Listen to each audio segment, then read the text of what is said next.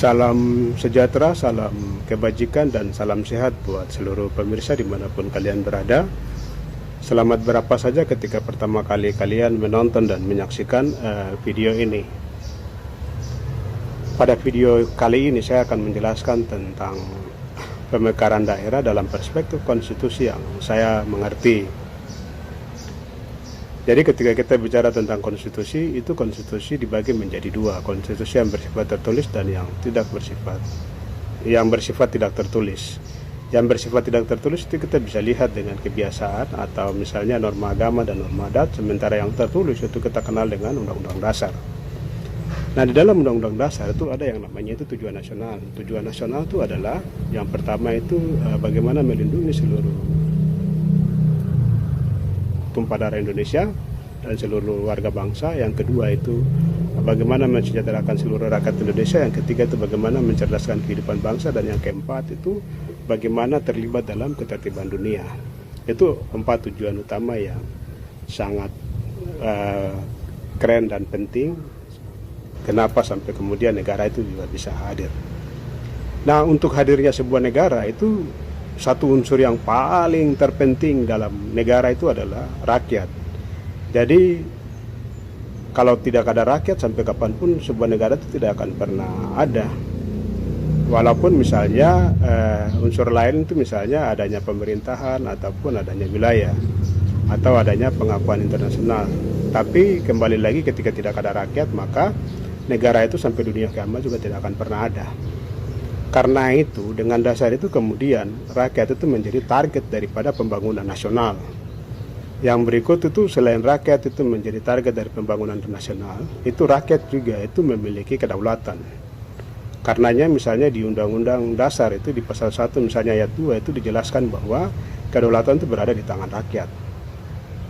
Untuk mewujudkan tujuan nasional yang targetnya itu adalah rakyat, maka harus ada yang namanya itu pelaksana. Nah, pelaksana itu kemudian dikenal dengan di Indonesia itu dikenal dengan 3 kekuasaan.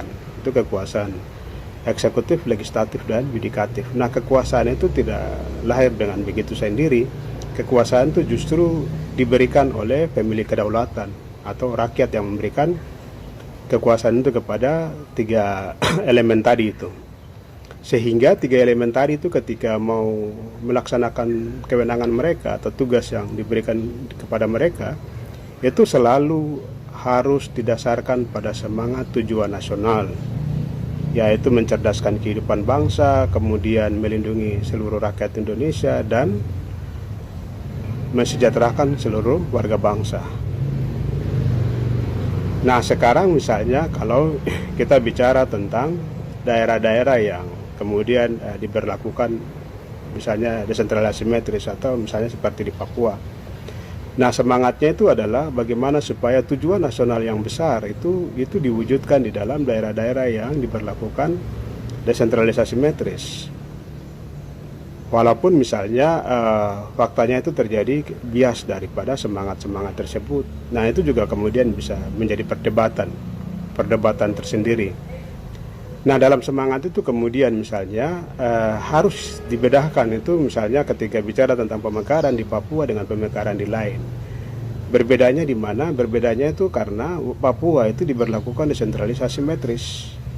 Sehingga ketika desentralisasi simetris itu kemudian diberlakukan, maka pemekaran itu harus memenuhi ketentuan desentralisasi simetris. Ia bukan daerah yang bersifat umum, yang seenaknya saja bisa dilakukan, walaupun misalnya syarat-syarat pemekaran itu dengan ketat dirumuskan dalam wilayah desentralisasi. Nah, itu prinsip-prinsip yang harus dipegang oleh para pembuat undang-undang ataupun misalnya mereka yang mengusulkan tentang undang-undang itu untuk harus dibuat atau diberlakukan. Nah, yang berikut itu misalnya karena Papua itu dikenal dengan wilayah desentralisasi simetris, itu maka harus dipertegas dengan prinsip-prinsip. Yang pertama itu satu itu misalnya prinsip negara hukum. Yang kedua itu prinsip kedaulatan rakyat. Kemudian yang ketiga itu misalnya prinsip desentralisasi simetris. Yang misalnya kita juga bisa lihat di pasal 18 B di itu Undang-Undang Dasar. Misalnya menjelaskan bahwa negara mengakui satuan-satuan wilayah yang khusus dan kemudian wilayah-wilayah yang ada hukum adatnya misalnya. Nah, dalam semangat itu kemudian ketika kita bicara tentang rakyat pemegang kedaulatan, itu kalau diturun dalam wilayah desentralisasi simetris, maka kedaulatan itu adanya di wilayah yang diberlakukan desentralisasi simetris. Jadi ketika satu produk hukum baru yang mau dilahirkan dari wilayah desentralisasi simetris, itu harus dimintai pendapat dari rakyat yang berada di wilayah desentralisasi asimetris tersebut. Nah, supaya tidak menyimpang jauh, itu kemudian itu batasannya itu diberikan melalui undang-undang, misalnya Undang-Undang Nomor 12 tahun 2011. Jadi kalau kita mau melahirkan satu undang-undang baru, maka syarat dan ketentuan-ketentuan seperti begini itu kemudian dijelaskan di situ. Misalnya kita ambil saja pasal di pasal 96 itu soal partisipasi publik. Atau misalnya kita bisa lihat di pentingnya naskah akademik misalnya.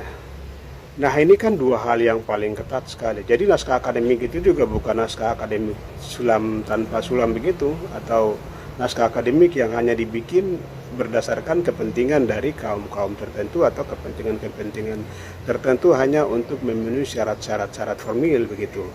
Padahal hal yang substansial itu adalah misalnya bicara tentang ini adanya masyarakat adat. Ini adalah misalnya wilayah-wilayah kepemilikan wilayah adat.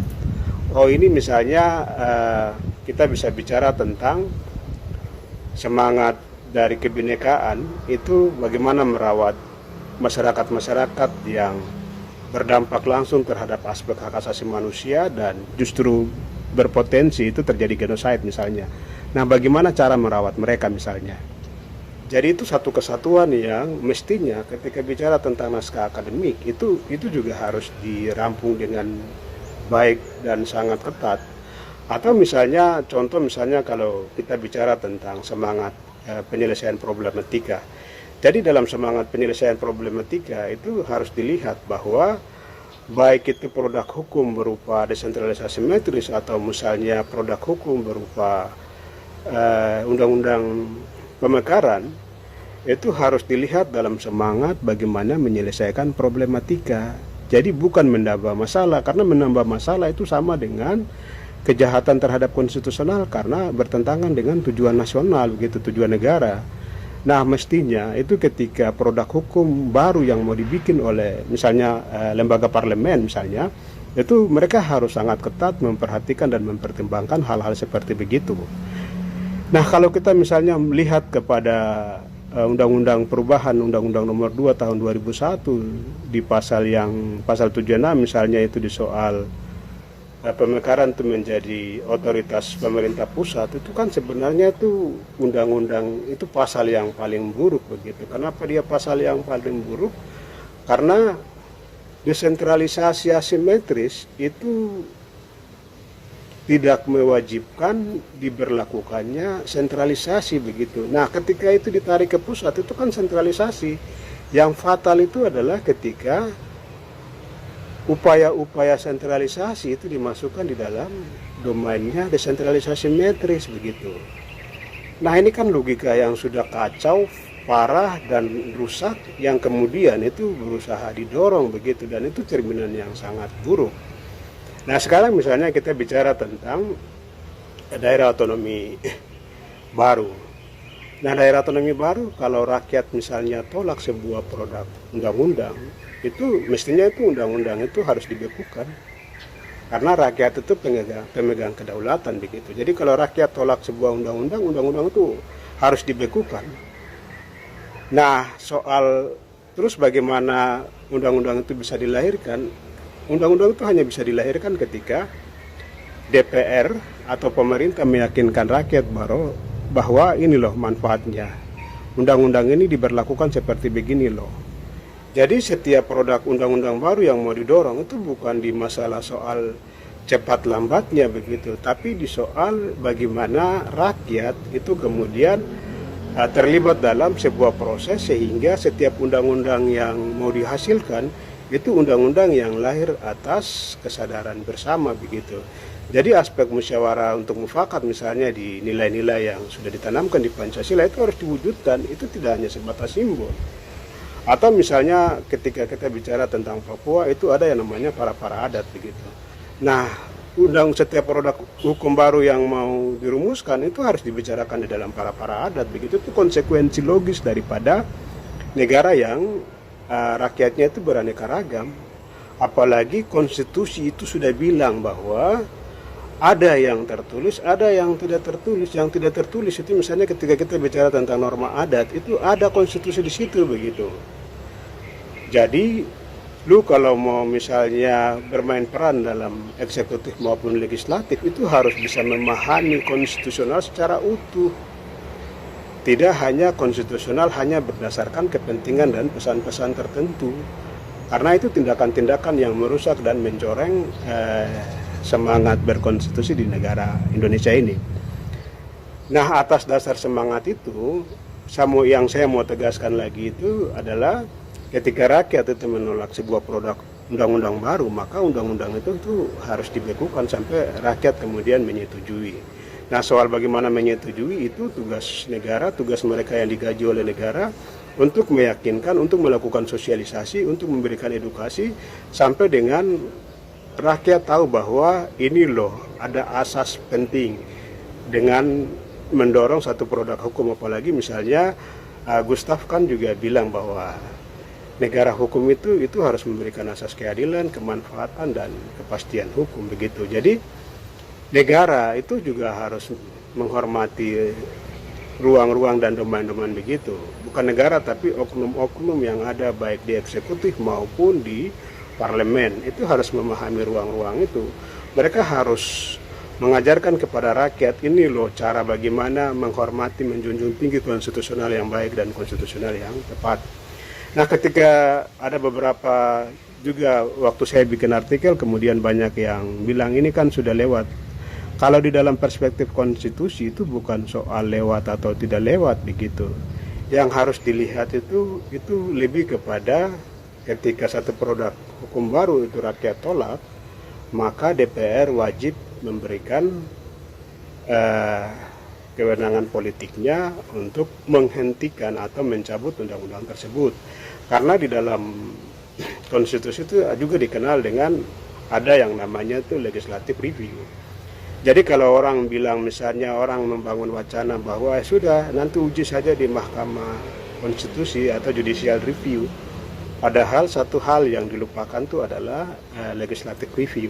Legislative review itu juga harus dilihat dengan utuh. Jadi tidak harus misalnya rakyat berbondong-bondong datang ke DPR kemudian itu dianggap bagian dari legislative review. Tidak juga harus seperti begitu atau lobby. Tapi ketika rakyat misalnya, apalagi rakyat di Papua yang jauh, masa harus semua rakyat datang naik kapal besar-besar ke DPR RI, itu kan tidak mungkin dan itu tidak logis sama sekali. Sehingga ketika misalnya rakyat di Papua itu melakukan aksi besar-besaran penolakan terhadap satu produk hukum baru atau undang-undang baru, atau misalnya sekarang yang kita kenal dengan pemekaran yang ditolak-tolak oleh rakyat, maka DPR sudah harus menghormati konstitusional warga negara, apalagi warga negara itu selaku warga yang memiliki kedaulatan atas konstitusi negara, maka DPR itu sudah harus menyatakan atau mendorong supaya undang-undang itu harus dicabut. Jadi DPR harus mencabut undang-undang itu supaya DPR membuktikan kepada semua orang, bahkan DPR membuktikan juga kepada orang-orang yang belajar tentang konstitusi bahwa DPR itu menghormati yang namanya itu kedaulatan rakyat. Caranya apa? Caranya dengan mencabut undang-undang otonomi daerah. Nah, sekarang misalnya undang-undang otonomi daerah ataupun misalnya undang-undang pemekaran. Nah, sekarang kalau ada yang bilang misalnya itu kan ada juga mewakili masyarakat adat, mereka melakukan dukungan terhadap pembentukan otonomi baru misalnya. Nah, itu kan juga bisa diuji.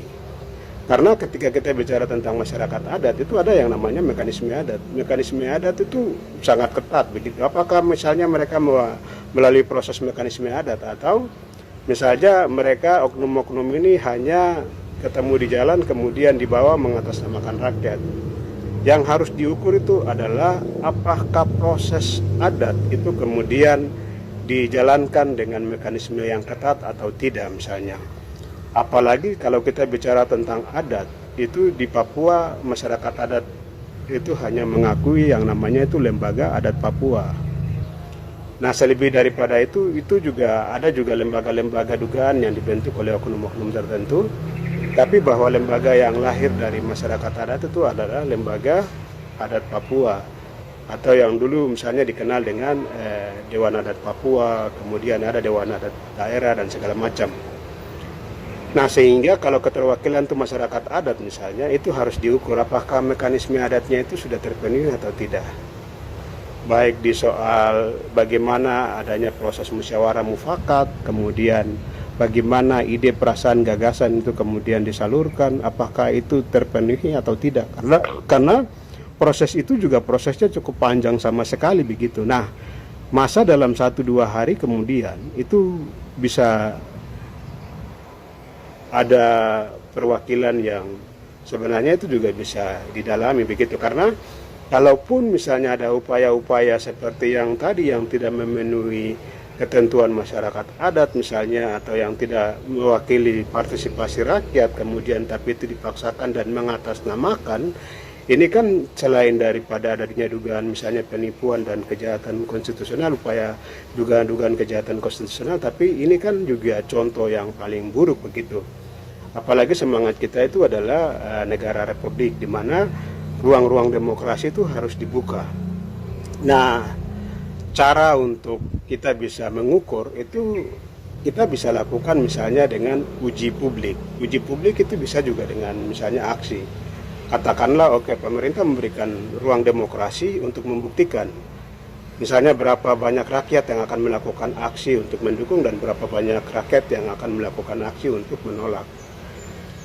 Itu juga bisa dilakukan. Nah, terhadap rakyat yang harus melakukan aksi mendukung dan menolak itu juga harus bisa dilihat apakah itu rakyat migran atau apakah itu misalnya orang asli Papua. Karena ketika satu produk hukum baru itu diberlakukan, itu kan yang mengikat daerah itu tidak hanya wilayah tapi juga seluruh orang di situ. Nah, sehingga misalnya ada yang namanya itu istilah insidensial. Jadi ketika proses insidensial itu misalnya terjadi, itu yang sudah dipastikan akan bertahan hidup dan tinggal di situ itu adalah penduduk-penduduk asli misalnya. Sementara kaum migran itu akan mereka berpindah-pindah. Nah, bagaimana mereka menentukan sementara status mereka itu misalnya berpindah-pindah, tapi mereka menentukan hak kehidupan orang asli di situ, itu kan juga sangat kontras kalau dalam semangat desentralisasi simetris. Sehingga ruang dalam desentralisasi simetris itu sebenarnya ketika mendorong satu kepastian hukum itu yang harus dikedepankan adalah penduduk-penduduk asli yang sudah dipastikan bahwa mereka itulah yang akan menerima dampak dan ataupun manfaat daripada proses seperti begitu. Atau misalnya katakanlah saya atau oknum orang Papua dimanapun misalnya ya, kalau mereka lama tinggal di Jogja misalnya, mereka tidak akan bisa disebut sebagai orang Jogja, tapi mereka akan disebut sebagai orang Papua yang tinggal sekian puluh tahun di Jogja. Nah, ketika misalnya desentralisasi simetris yang mau dilakukan di Jogja, itu juga orang-orang Papua yang tinggal di Jogja juga tidak bisa mengatasnamakan misalnya warga Jogja itu untuk menentukan masa depan dan upaya-upaya proteksi atau semangat desentralisasi yang akan berdampak langsung terhadap penduduk orang Jogja begitu. Nah, hal yang sama itu juga logikanya itu di Papua. Jadi ruang bagi penduduk asli Papua itu harus diberi ruang yang sangat ekstra dalam semangat demokrasi, kemudian aspirasi dan suara-suara mereka itu juga harus didengar. Karena itulah kemudian supaya tidak menyimpang misalnya, agar kekuasaan itu tidak ditabrak sana, ditabrak sini, atau dilakukan hanya berdasarkan kepentingan kelompok-kelompok tertentu, itu sebenarnya di Undang-Undang Nomor 12 Tahun 2011 itu juga sudah berikan ruang-ruang begitu. Tidak hanya di situ, sebenarnya konstitusi kita juga itu memberikan syarat-syarat yang ketat.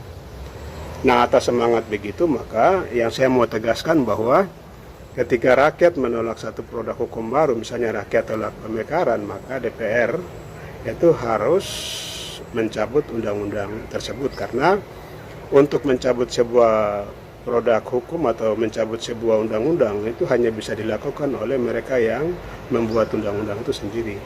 Jadi DPR diharapkan itu juga harus mendengar aspirasi-aspirasi rakyat, sehingga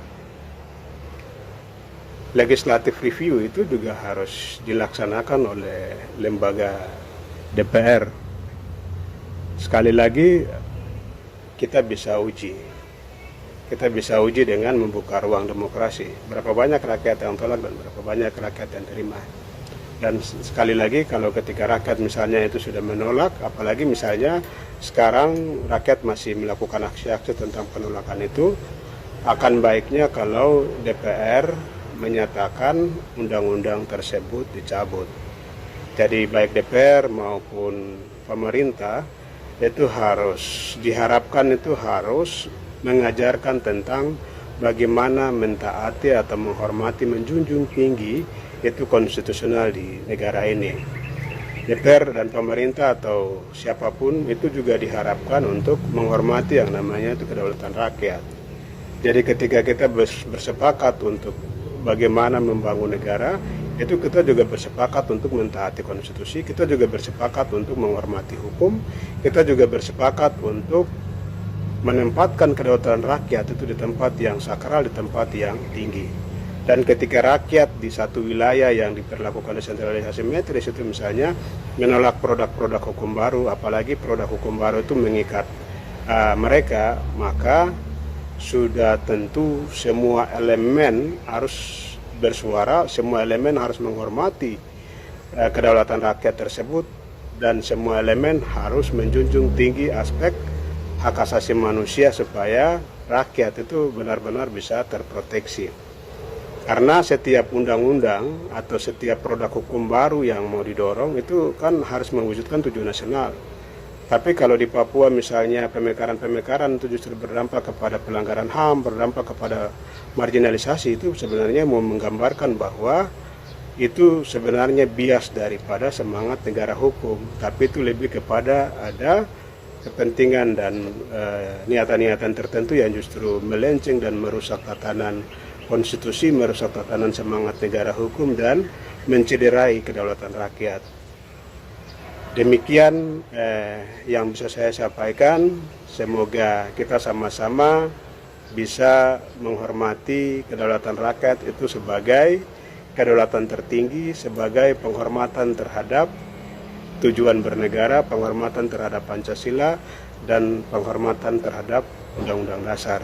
Kiranya Tuhan memberkati kita semua, dan semoga pandangan saya ini juga kemudian bisa menjadi referensi bagi DPR selaku pembuat undang-undang dan pemerintah sebagai pengusul, misalnya untuk diusulkan kembali agar undang-undang yang ditolak oleh rakyat itu harus dicabut sampai dengan rakyat bersedia dan menerimanya. Demikian, kiranya Tuhan memberkati kita sekalian.